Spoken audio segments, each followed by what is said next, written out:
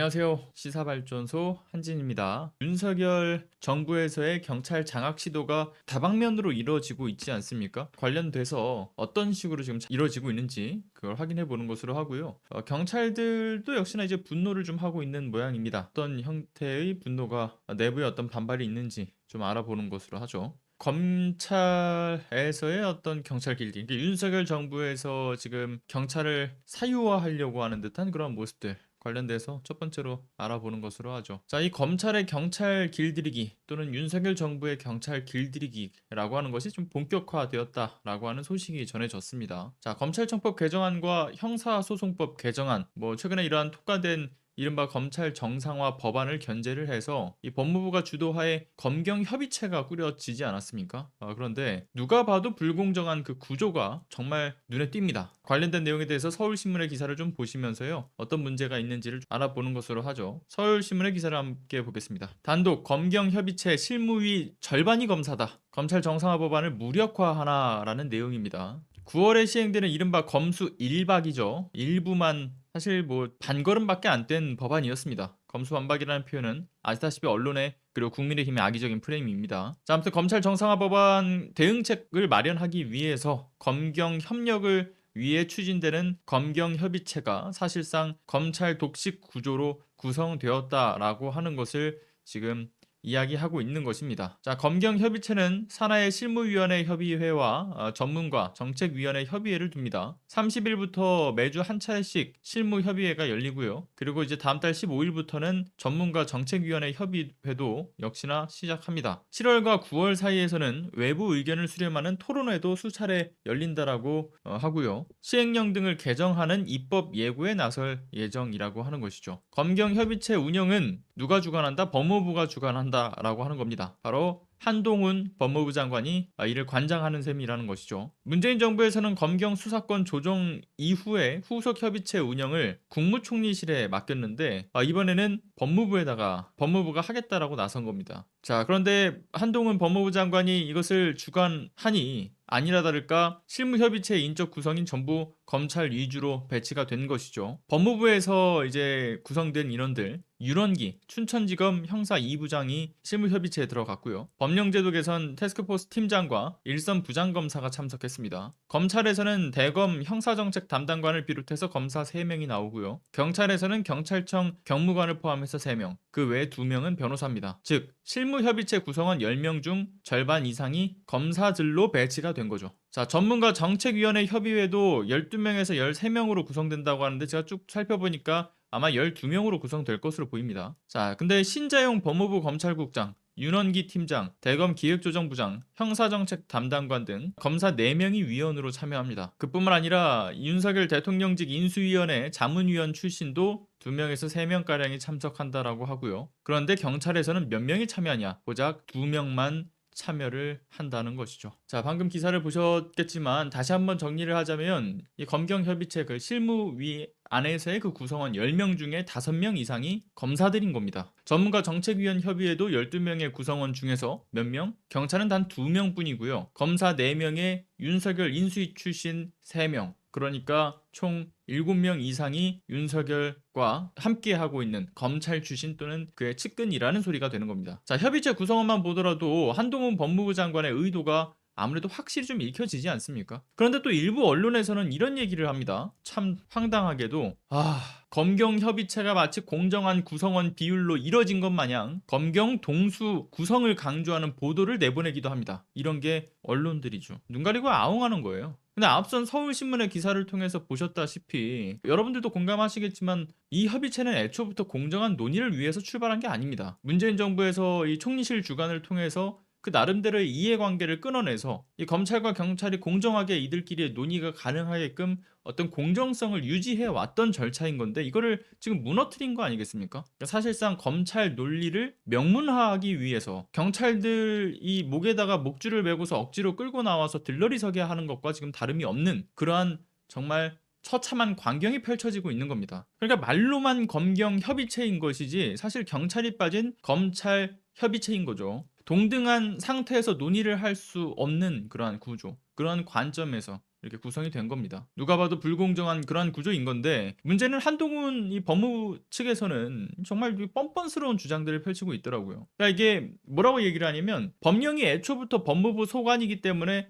어쩔 수 없이 자신들이 관여할 수밖에 없었다. 뭐 이런 이야기를 해요. 자, 이들의 선택적 법과 원칙의 그 틀 안에서 자신들에게 유리한 법령에는 원칙론적인 입장을 취하고 그리고 반대로 자신들에게 불리한 법령에 근거할 때는 모른 척하거나 또는 그 정부는 안 그랬어 라는 식의 이 논리의 어떤 모순적 입장들, 이 모순의 어떤 태도, 이것을 거의 뭐 밥 먹듯이 하는 집단이죠 지금. 자, 그리고 법무부 국정과제가 검찰과 경찰의 책임 수사 시스템 정비를 위한 것이기 때문에 뭐 협의체에 들어갈 명분이 굉장히 충분하다 뭐 이런 식으로도 이야기를 지금 법무부 측에서 하고 있는데, 애초에 해당 국정과제를 추진하는 게 누굽니까? 바로 검찰공화국이라 불리는 윤석열 정부에서 2인자라 불리는 한동훈 법무부 장관에 의해서 이게 추진이 되고 있는 그러한 과제인 게 중요한 거죠. 그리고 공정성을 그들은 강조를 하면서 이 협의체 문제없게 진행될 거라고 이야기를 하는데 절반 이상이 검사들로 채워진 게 어딜 봐서 공정한 시스템이고 공정한 구조입니까? 말도 안 되는 헛소리들을 하고 있는 거예요 지금. 뿐만 아니라 이게 실제적인 목적이라고 하는 것, 검경 협의체를 통해서 이 검찰청법 개정안과 형사소송법 개정안, 이것을 뒤흔들려고 하는 것도 뭐 당연한 것이겠고요. 그리고 부수적인 목적은 무엇이냐? 자, 애초에 이렇게 불합리한 어떤 구성원 조건을 통해서 협의회를 구성해서 현 정부의 검찰 권위를 인지시키기 위함도 있을 겁니다. 그러니까 어차피 경찰 니네들이 뭐 반발을 해봤자 바뀌는 게 없으니까 니들은 그냥 좀 조용히 입 닫고 가만히 있어라. 이런 위세를 보여주고 있는 거죠. 그러니까 확실히 이번 기회에 검찰이 경찰을 좀 찍어 누르려고 하는 겁니다. 자, 경찰이 이에 대해서 뭐 강경한 입장으로 좀 반발을 하면 좋겠지만 경찰 내부에서 뭐 아무리 뭐 정권의 경찰 길들이기다 이런 비판이 들끓고 있어도 정작 경찰 지휘부에서는 이 검경 협의체에 대해서만큼은 정권의 어떤 눈치를 보고 있는 것 같아요. 말을 좀 많이 아끼고 있는 상태라고 하죠. 그러니까 이러한 비정상적인 검경 협의체를 통해서 나올 결과, 우리가 뭐 충분히 예상이 되지 않습니까? 역시나 좀 뻔해 보이는 결과가 나오겠죠. 검찰에 유리한 형태로 이 협의체는 운영이 될 겁니다. 물론 검찰의 경찰 이 찍어 누르기 행위에 대해서 뭐 이 정부의 사실 경찰 찍어 누르기 행위, 모든 부분에서 경찰 지도부가 지금 손을 놓고 있는 것은 아니에요. 검경 협의체는 좀 이 지도부가 왜 이렇게 뜨뜻미지근하게 대응을 하는지 모르겠는데, 적어도 경찰권 장악에 대해서만큼은 이 경찰도 마지막 최후의 보루라고 여기고 있는 것인지 이 반발 의사를 조금 확실히 드러내고 있기는 하죠. 확실한 어떤 통제권을 행안부가 가져가서 정부가 뒤흔들겠다라는 거에 대해서는 확실한 반발 의지를 드러내고 있어요. 자, 관련된 걸 보시면 윤석열 정부의 노골적인 수사기관 장악에 있어서 경찰의 어떤 통제권을 빼앗기지 않기 위한 그 반발이 사실상 최고조에 이르렀다라는 이야기가 들리고 있죠. 뭐 당장 뭐 내일만 되면요, 행정안전부가 경찰위원회라고 하는 그 기존의 조직을 제치고서 이상민 행안부 장관에 의해서 갑작스럽게 만들어진 뭐 제도 개선 자문위원회, 그러니까 기존에 그 자문위가 있었는데도 불구하고 기존의 어떤 경찰 내 어떤 자문적 시스템을 완전히 그냥 무력화시켜버리고 새로운 자문위를 이상민 장관, 윤석열 정부의 내각 1기 구성원이 들어오자마자 자신의 위주로 자문위를 꾸려가지고 지금 벌이고 있는 일이지 않습니까? 그래서 그 자문위를 통해서 경찰을 어떻게 통제할지에 대한 방안을 이제 내일이면 발표한다라고 하는 것인데, 그 내용이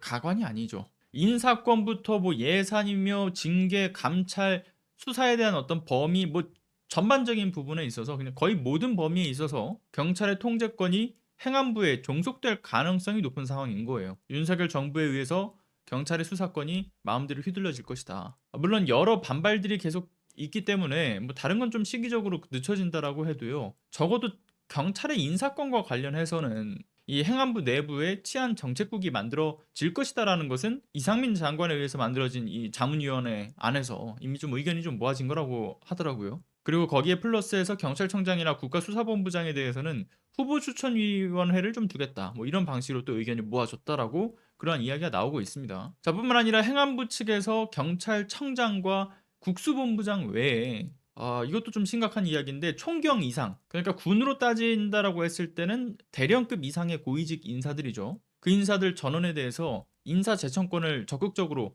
행사하겠다, 행사해야 한다, 뭐 이런 입장을 행안부 측에서 굽히지 않고 있다라고 또 전해집니다. 자, 총경이라고 하는 것에 그러니까 주요 어떤 그러니까 경찰의 내에서의 총경의 보직은 주로 이제 경찰서장급이죠. 근데 이제 규모가 큰 경찰청으로 가면 과장급에 속하는 어떤 경찰 간부의 핵심 인력들입니다. 근데 문제는 2020년 말 기준으로 했을 때 이 총경급 이상의 인원들이, 그러니까 행안부가 주장하고 있는 인사재청권의 대상들이 되는 사람들이 몇 명이냐, 이걸 따져보니까 무려 650여 명인 거죠. 그러니까 경찰 자체에 대한 인사권을 행안부가 좌지우지하겠다라는 말을 하고 있는 겁니다. 상급 기관인 이 행정안전부에서 경찰의 고위직 인사들 전원에 대한 어떤 승진의 목줄을 자신들이 거머쥐겠다라고 하는 것인데, 자, 이렇게 되면 어떻게 되는 것이냐, 경찰 내부에서 어떤 경찰청장의 역할이 유명무실해질 가능성이 매우 커지는 거죠. 껍데기뿐인 바지 경찰청장을 앉혀놓고 사실상 행정안전부 장관이 경찰청장의 역할마저 거머쥐겠다, 이런 소리나 다름이 없는 겁니다.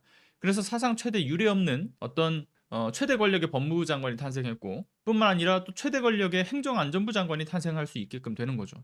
그래서 이에 대해서 지금 뭐 서울만 따져도 한 12개 경찰서 그 직장 협의회가 뭐 경찰 통제 방안이라든가 또는 행안부의 경찰국 신설과 관련돼서 이거 반대하겠다, 이런 뭐 메시지를 계속 내고 있다라고 하고요. 그리고 서울권만이 아니라 사실 전국 단위에서 지금 직장 협의회, 그러니까 경찰의 사실상 어떤 노조라고 해야죠.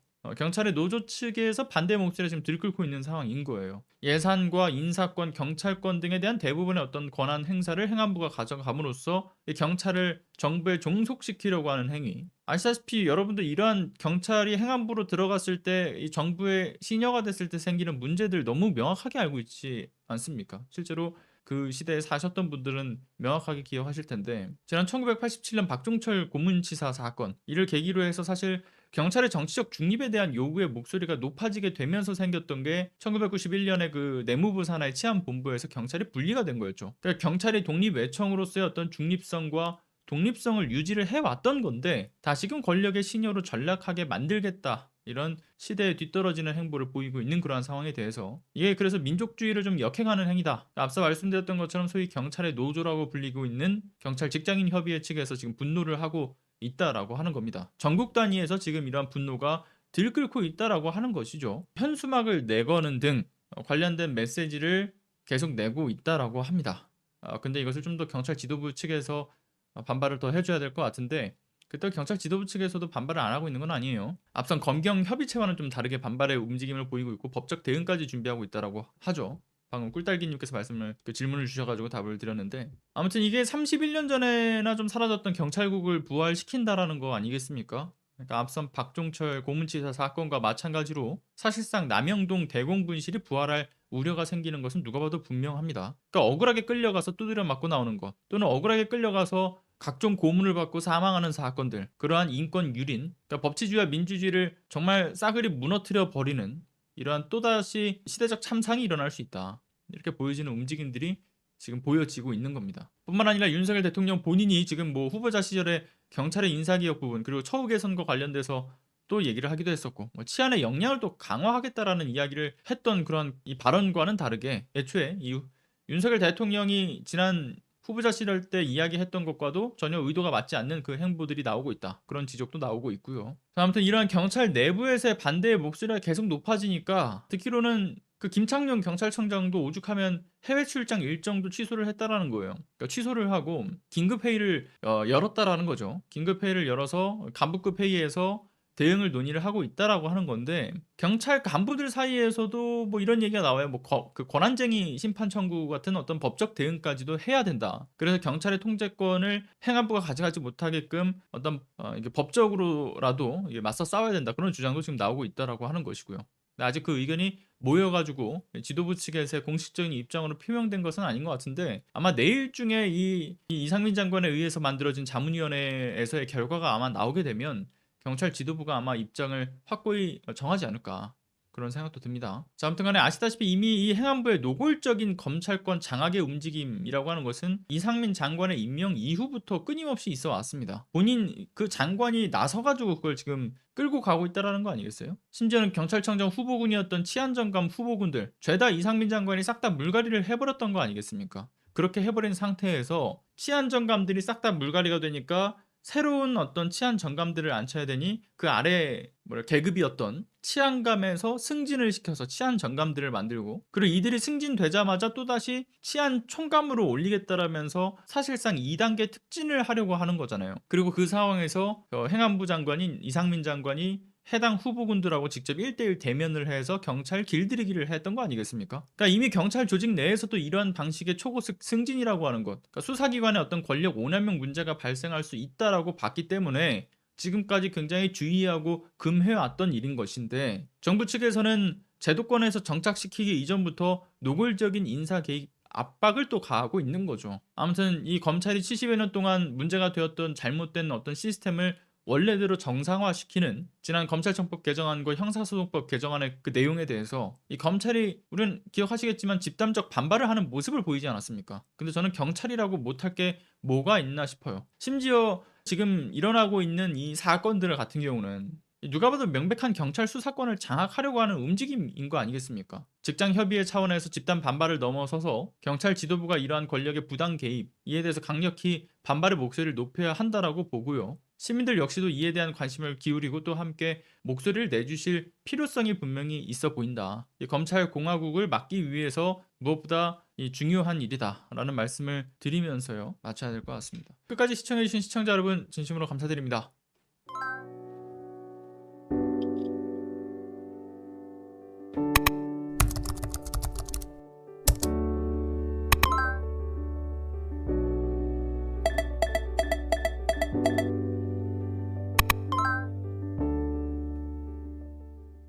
안녕하세요.